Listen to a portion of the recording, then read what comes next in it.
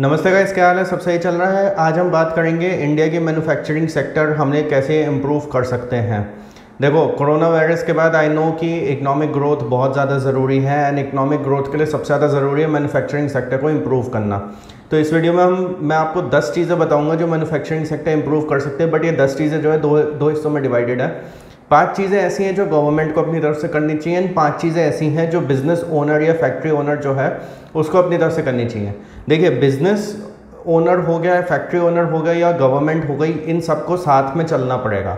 ऐसे नहीं हो सकता कि गवर्नमेंट इधर जा रही है, गवर्नमेंट लेफ्ट जा रही है, बिजनेस ओनर राइट जा रहा है। ऐसे नहीं हो सकता। ये एक कॉम्प्लीमेंट्री एक्टिविटी है जिसमें दोनों का इक्वल इन्वॉल्वमेंट होना ज़रूरी है। दोनों को अपनी तरफ से एफर्ट्स करने पड़ेंगे। ये बिल्कुल ऐसा है कि गवर्नमेंट ने आपको कह दिया कि भाई हम यहाँ पे रोज़गार दे रहे हैं एंड प्लस बट अनफॉर्चुनेटली आप ही जो हो, आप ही उतने क्वालिफाइड नहीं हो कि आपको वो रोज़गार मिल सके। तो आप उसमें ये नहीं कह सकते कि नहीं भैया गवर्नमेंट की गलती है या कुछ है।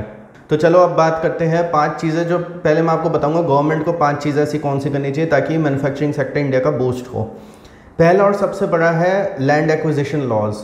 लैंड एक्विजिशन लॉज ऐसे हैं जिसके ऊपर बहुत प्रोटेस्ट होते हैं, बहुत वो होता है, दंगे होते हैं, कभी कभी एनवायरमेंटल एक्टिविस्ट भी आ जाते हैं, कभी कभी स्टे ऑर्डर्स लग जाते हैं, बहुत सारी चीज़ें हो जाती है, फार्मर्स का भी इशू हो जाता है।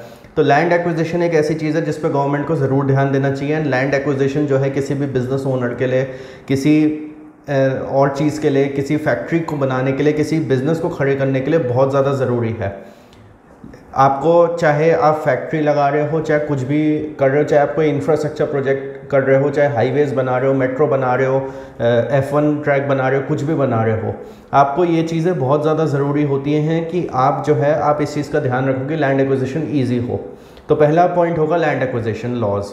दूसरा होगा लेबर लॉज। लेबर लॉज ऐसे होने चाहिए, स्ट्रॉन्ग होने चाहिए, जो दोनों तरफ के फ़ायदों को देखे। जो लेबर जो उस फैक्ट्री में काम करेगी उसके भी फ़ायदों को देखे, जो फैक्ट्री का ओनर है उसके भी फ़ायदों को देखे। आप ऐसा नहीं कर सकते हो कि आपने सारे फ़ायदे जो है फैक्ट्री ओनर को दे दिए, सारे फ़ायदे जो है लेबरर्स को दे दिए या फिर फैक्ट्री में काम करने वाले एम्प्लॉयज़ को दे दिए। क्योंकि होता क्या है, अगर आपने बिज़नेस ओनर को या फैक्ट्री ओनर को सारे बेनिफिट्स दे दिया तो वो अपने मन से जैसे चाहे एम्प्लॉयज़ को, लेबरर्स को एक्सप्लॉइट कर सकता है।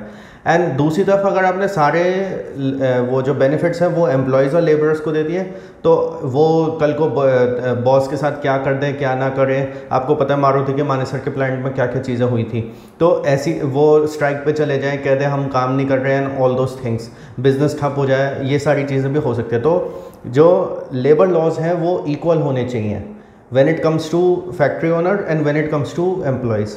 तीसरा है इंडिया का जो लीगल सिस्टम है उसको स्ट्रॉन्ग होना चाहिए। देखो, लीगल सिस्टम के ऊपर तो मैं एक अलग वीडियो कभी किसी दिन बनाऊंगा कि जिसमें हम लीगल सिस्टम के ऊपर क्या क्या चेंजेस हम कर सकते हैं। लीगल सिस्टम जो है वो बहुत ज़्यादा स्ट्रॉन्ग होना चाहिए, प्लस उसमें जो टाइम है ना वो बहुत कम होना चाहिए। बहुत सारे ऐसे इंफ्रास्ट्रक्चर के प्रोजेक्ट्स होते हैं या बहुत मैन्युफैक्चरिंग के प्रोजेक्ट्स होते हैं जो बीच में अटक जाते हैं जस्ट बिकॉज क्योंकि स्टे ऑर्डर लग गया है, सुप्रीम कोर्ट में चला गया केस, हाई कोर्ट में चला गया केस, कुछ ऐसा हो गया जिसकी वजह से जो है क्या कहते हैं प्रोजेक्ट जो है आगे नहीं बढ़ पाया। तो इस वजह से जो है ये भी चीज़ बहुत ज़रूरी है कि लीगल प्रोसेस जो हो, लीगल अगर कोई केस जाए, कोई कोर्ट जाए, कोई एक्टिविस्ट जाए या कोई बिजनेस ओनर जाए या कुछ हो तो उसका जो निपटारा है बहुत जल्दी हो। चौथा पॉइंट होगा ईजी क्लियरेंस। जो भी फैक्ट्री ओनर है, जो भी बिज़नेस ओनर है, उनको इजी क्लियरेंसेस मिलनी चाहिए। इजी क्लियरेंसेस का मतलब है आपको उनको एनवायरमेंटल लाइसेंस देने, उनको फैक्ट्री ओनिंग लाइसेंस देने। कोई फूड एंड बेवरेज वाली में है तो FSSAI का लाइसेंस हो गया, इंफ्रास्ट्रक्चर से रिलेटेड लाइसेंस हो गया या किसी भी तरीके का लाइसेंस हो गया, वाइल्ड लाइफ का लाइसेंस हो गया, फार्मर्स से रिलेटेड या एग्रीकल्चर एक्टिविटी का कोई लाइसेंस हो गया, कुछ भी हुआ, ये सारे लाइसेंसेज उन्हें बहुत जल्दी मिलने चाहिए। एंड जैसे वो कहते हैं ना सिंगल विंडो क्लियरेंस होनी चाहिए। इसकी हफ्ता 2 हफ्ता या ज़्यादा से ज़्यादा 1 महीना लगना चाहिए किसी भी फैक्ट्री ओनर को सारी क्लियरेंसेस मिलने में। जितना ज़्यादा ये टाइम डिले होगा उतनी ही डिले उसकी एक्टिविटीज़ होंगी, उतना ही उसकी लेट फैक्ट्री खुलेगी, उतना ही लेट वो लोगों के लिए रोज़गार क्रिएट कर पाएगा। एंड 5वां पॉइंट होगा कि infrastructure plus tax benefits. Infrastructure का मतलब ये है कि ये दोनों मैंने एक ही पॉइंट में क्लब करे हैं क्योंकि क्या है, दोनों चीज़ें अगेन कॉम्प्लीमेंट्री हैं। टैक्स बेनिफिट्स इसलिए ज़रूरी है कि कोई भी नया फैक्ट्री ओनर है, आप उसको कहो भाई 5 साल आपके लिए टैक्स हॉलीडे है, 5 साल आप टैक्स वगैरह नहीं दोगे, आप अपना आराम से फैक्ट्री को बनाओ, आप अपना जो भी आपके एम्प्लॉयज़ हैं आप उनको रोज़गार दो, जो भी आप नया एम्प्लॉयमेंट क्रिएट करना चाहते हो वो करो, आप इजीली सेटअप करो अपने बिज़नेस को। अब टैक्स हॉलीडेज़ तो आपने दे दी, बट आपको इंफ्रास्ट्रक्चर भी देना ज़रूरी है।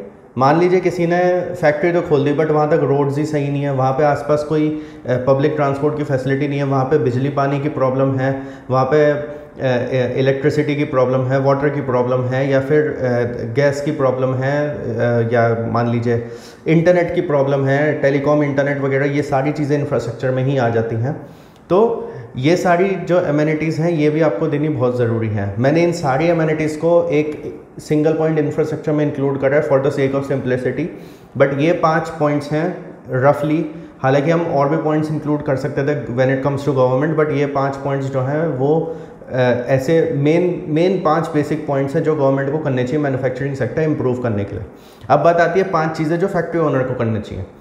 सबसे पहली चीज़, गवर्नमेंट के जो भी रूल्स एंड रेगुलेशंस हैं उन सबको एथिकली फॉलो करो। आप जो भी गवर्नमेंट रूल्स एंड रेगुलेशंस बना रही है उसको आप फॉलो करो। कोई भी आप उल्टा सीधा काम मत करो कि भाई आप पैसे लेके भाग जाओ, या आप जो है किसी चीज़ का वायलेशन करो, किसी रूल्स एंड रेगुलेशन का वायलेशन करो, कुछ भी करो, ये चीज़ें आप मत करो प्लीज़।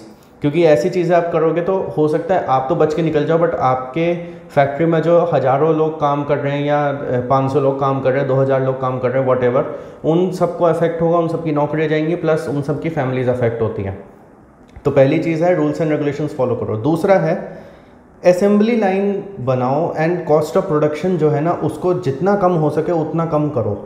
कॉस्ट ऑफ प्रोडक्शन कम करने के बहुत सारे तरीके होते हैं। एक तो होता है कि आप रॉ मटेरियल ही सस्ता ले आओ, एक होता है कि आप प्रोडक्टिविटी बढ़ा दो। 1 घंटे में अगर 50 मोबाइल फ़ोन बन रहे हैं तो आप 50 की जगह 100 मोबाइल फ़ोन करो।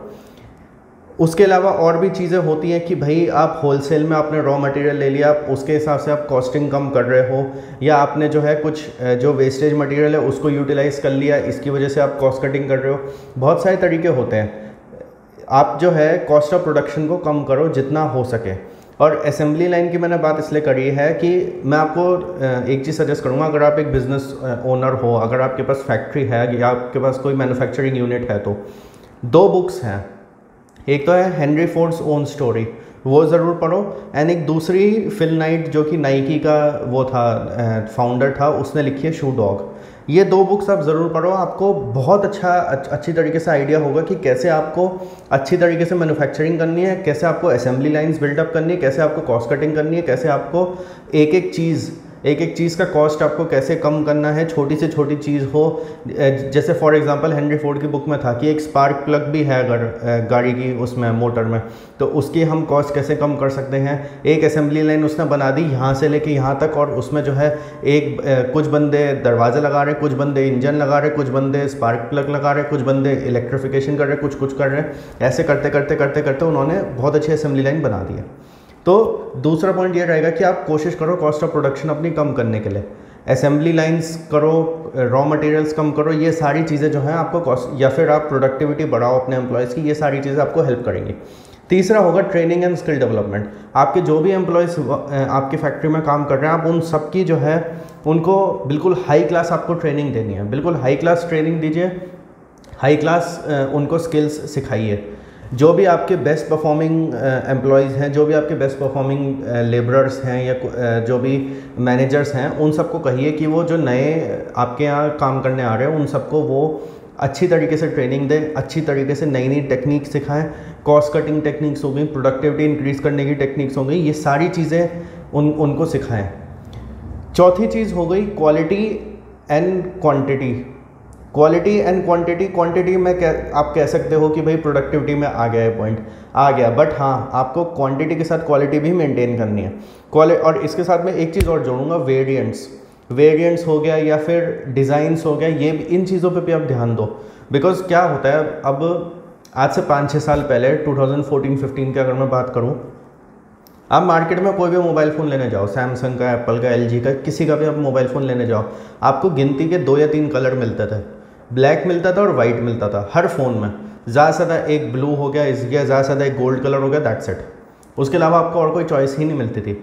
जब से चाइनीज़ मोबाइल फ़ोन ब्रांड्स आए, ओप्पो, वीवो, वन प्लस आ गया, एमआई वगैरह आ गए, आप क्या देख रहे हो, इवन सैमसंग, एप्पल वगैरह भी आजकल रेड कलर भी ला रहे हैं, ग्रे कलर भी ला रहे हैं, सिल्वर भी है, ब्रॉन्ज भी है, और ये आपका मिंट कलर भी आ रहा है, लेवेंडर कलर भी आ रहा है। ये मिंट और लेवेंडर अभी जो Samsung Galaxy S20 FE launch हुआ है उसमें आए हैं। रेड कलर भी आपका आ रहा है, आपका ब्लू कलर भी आ रहा है, उसके अलावा और भी अलग अलग तरीके के कलर आ रहे हैं। वन प्लस ने तो अभी एक पपाया ऑरेंज कलर भी निकाला था 2-3 साल पहले आई गेस। अब आपको एक वैरायटी मिल गई है। अब आप केवल एक इन चीज़ों पे फोकस नहीं कर रहे हो कि भाई जो चीज़ें सालों से चलती आ रही है हम उन्हीं पे फोकस कर रहे हैं, नहीं, अब हम नई नई चीज़ें भी दे रहे हैं कस्टमर्स को। एंड इसमें एक चीज़ और है, आप कस्टमाइजेशन भी ऐड करो। डेल वाले ये चीज़ करते हैं कि आप कस्टमाइजेशन का भी ऑप्शन वो लोग देते हैं। उसके अलावा और भी बहुत सारी कंपनीज है जो कस्टमाइजेशन का ऑप्शन देती है। बहुत सारी कार कंपनीज भी हैं जो कस्टमाइजेशन का ऑप्शन देती हैं कि आप अपने हिसाब से कलर चूज़ करिए, आप अपने हिसाब से सीट कवर्स चूज़ करिए, आप अपने हिसाब से चीज़ें चूज़ करिए। डेल वाले करते हैं कि भाई आप प्रोसेसर बताइए, रैम बताइए, हार्ड डिस्क चाहिए, SSD चाहिए, या आपको 720p का वेब कैम चाहिए, और क्या कहते हैं स्क्रीन साइज़ क्या चाहिए, बिल्ड क्वालिटी क्या चाहिए, ये सारी चीज़ें वो प्रोवाइड करते हैं। तो ये भी सारी चीज़ें जो है आपकी क्वालिटी के पॉइंट के अंदर ही आ गई हैं कि आप जो है नए नए वेरिएंट्स तो आप निकालिए ही, नए नए वेरिएंट्स निकालने के साथ साथ आप कस्टमाइजेशन पे भी ध्यान दीजिए। एंड इसमें एक चीज़ ध्यान रखिएगा, मैंने बताया था क्वालिटी एंड क्वांटिटी एक साथ, वो इसलिए बताया था कि आपकी क्वांटिटी इसमें कॉम्प्रोमाइज़ नहीं होनी चाहिए। आपकी जो second point cost of production था वो अफेक्ट नहीं होनी चाहिए। क्योंकि क्या है, एप्पल के जो है टिम कुक जो हैं वो भी ये बात बोलते हैं कि हम चाइना से इतना सारा मैन्युफैक्चरिंग इसलिए करवाते हैं क्योंकि चाइना की क्वालिटी अभी तक कोई देश मैच नहीं कर पाया है। चाइना वाले बहुत तेज़ी से प्रोडक्टिविटी और प्लस क्वालिटी मेंटेन रखना, ये दोनों चीज़ें चाइना वाले कर रहे हैं। तो हम ये चीज़ अगर अपने देश में कर लें तो उसमें बुराई क्या है। मैं तो चाहता हूँ कि भाई अभी तो एप्पल iPhone 11 बनना शुरू हो रहा है यहाँ पे इंडिया में। मैं तो चाहता हूँ कि भाई पूरा एप्पल आ जाए, टेस्ला आ जाए, टोयोटा आ जाए, आपका इतनी सारी कंपनीज़ हैं, ये सारी की सारी यहाँ आए और यहाँ पे फ़ोन्स बनाए। सैमसंग की अभी फैक्ट्री खुली थी नोएडा में, जो one of the biggest factories हैं। तो ये सारी चीज़ें आपको हेल्प करेंगी इकोनॉमिक ग्रोथ में। ये सारी चीज़ें जो हैं, अगर आप एक प्राइवेट फैक्ट्री ओनर हो तो आपको भी मदद करेंगी। अगर आप जूते बना रहे हो और आप हाई क्वालिटी मेंटेन कर रहे हो, क्या पता कल को नाइकी, रीबॉक या एडिडास वाले ही कह दे कि भाई हमारे जूते जो इंडिया में होंगे वो आप अपनी फैक्ट्री से बना के दो। और अगर आपको ऐसी कंपनीज़ का ऑर्डर मिल जाता है तो आप सोच लो कि आपका बिजनेस कितना बढ़ जाएगा, आप कितने लोगों को रोज़गार दे रहे हो। तो ये चीज़ आप समझो। फोर्थ पॉइंट है क्वालिटी एंड क्वांटिटी। एंड पांचवा पॉइंट आप लोग के लिए ये होगा कि आप अपनी जो भी फैक्ट्री वगैरह है उसमें वर्किंग एनवायरनमेंट जो है वो एक अच्छा आप मेंटेन करके रखो। ये नहीं होना चाहिए कि जो है कोई भी एम्प्लॉई आपकी कंप्लेंट कर रहा है या कुछ लेबर के साथ आपके प्रॉब्लम्स हो रहे हैं। हालांकि जैसे मैंने फर्स्ट पॉइंट में बोला कि आपको जो है गवर्नमेंट के जो भी रूल्स एंड रेगुलेशंस है आपको उसका ध्यान रखना ज़रूरी है, बट आपकी अपनी भी रिस्पॉन्सिबिलिटी बनती है कि आप अपने लेबरर्स का ध्यान रखिए, आप अपने एम्प्लॉयज़ का ध्यान रखिए, आप उन सबको इंसेंटिव्स दीजिए, बोनसेस दीजिए, जितना हो सके दीजिए। मैंने आपको वो 2 बुक्स के बारे में बताया था, उन दोनों बुक्स को हर फैक्ट्री ओनर को पढ़ना चाहिए। हर फैक्ट्री ओनर को पढ़ना चाहिए। उन दोनों बुक्स में चीज़ें बताई हुई हैं कि आपको क्या क्या चीज़ें करनी होती है, क्या क्या नहीं करनी होती है, एम्प्लॉयज़ को कैसे हैंडल करना होता है, पीपल मैनेजमेंट कैसे करना होता है, प्रोडक्टिविटी कैसे बढ़ानी होती है। एंड मैं आपको एक चीज़ बता दूँ, रॉकेट सिंह अगर आपने मूवी देखी है उसमें रणबीर कपूर ने एक डायलॉग मारा था कि अगर आप लोगों का ध्यान रखोगे तो नंबर्स आपके अपने आप बढ़ते हैं। वही चीज़ एज अ फैक्ट्री ओनर आपको भी ध्यान रखनी है। अगर आप अपने एम्प्लॉयज़ का ध्यान रखोगे, आपके एम्प्लॉयज़ आपके बिज़नेस का ध्यान रखेंगे। तो ये चीज़ आप ध्यान रखना। अपने एम्प्लॉयज़ को एक तो फेयर रहिए, जब भी आपको उनको सैलरीज देनी हो, जब भी आपको उनको क्या कहते हैं उनका रेम्यूनरेशन वाली बातें हो या पे स्केल वाली बातें हो या बोनसेस हो, उसमें एक तो फेयर रहिए। पॉलिटिक्स को इनकरेज मत करिए। एंड उसके अलावा जो है जो वर्किंग एनवायरनमेंट है उनको एक अच्छा वर्किंग एनवायरनमेंट दीजिए, क्लिनलीनेस दीजिए, सब चीज़ दीजिए। ये चीज़ें बहुत अफेक्ट करती हैं as a factory owner. And secondly एक चीज़ और है, अगर कोई इंटरनेशनल कंपनी आके आपको ऑर्डर देती है तो वो पहले आपकी फैक्ट्री देखती है। शू डॉग जो मैंने आपको बुक बताई है उसमें नाइकी का जो फिल नाइट था उसने भी जो है बहुत सारी फैक्ट्रीज़ यूएस में, जापान में, ताइवान वगैरह में, चाइना वगैरह में विज़िट करी थी। वो ये देखता था कि भाई यहाँ पे वर्किंग कंडीशंस कैसी हैं, क्या है क्या नहीं है। मैंने अगर आपको दोनों बुक सजेस्ट करी है तो कुछ सोच के ही सजेस्ट करी है। मस्ट रीड है हर एक फैक्ट्री ओनर के लिए, प्लस जो मैन्युफैक्चरिंग बिजनेस में है इंडिया में उसके लिए तो मस्ट रीड है ये दोनों बुक्स। दोबारा बता रहा हूँ, शू डॉग फिल नाइट की लिखी हुई नाइकी की स्टोरी है ये पूरी, and secondly Henry Fords own story, ये हेनरी फोर्ड की ही लिखी हुई, जिसकी आपको ऑडियो ई बुक हर जगह मिल जाएगी। तो यार ये 10 पॉइंट्स थे जो मैन्युफैक्चरिंग सेक्टर इंडिया का इंप्रूव कर सकते हैं। और कुछ आपको पॉइंट्स ऐड करने हो तो प्लीज़ कमेंट्स में बताना। मैं जानता हूँ और भी पॉइंट्स हो सकते हैं, छोटे वगैरह, छोटे पॉइंट्स भी हो सकते हैं, बड़े पॉइंट्स भी और हो सकते हैं। कुछ एनवायरमेंटल पॉइंट्स भी लोग कहते हैं कि एनवायरमेंटल पॉइंट्स पे आपको ध्यान देने चाहिए, ऑल दोज थिंग्स, वो सब चीज़ें हैं। बट ये सबसे मेन पॉइंट्स हैं, 5 पॉइंट्स गवर्नमेंट के और 5 पॉइंट्स बिजनेस ओनर के, जो सबको ध्यान रखने ज़रूरी हैं।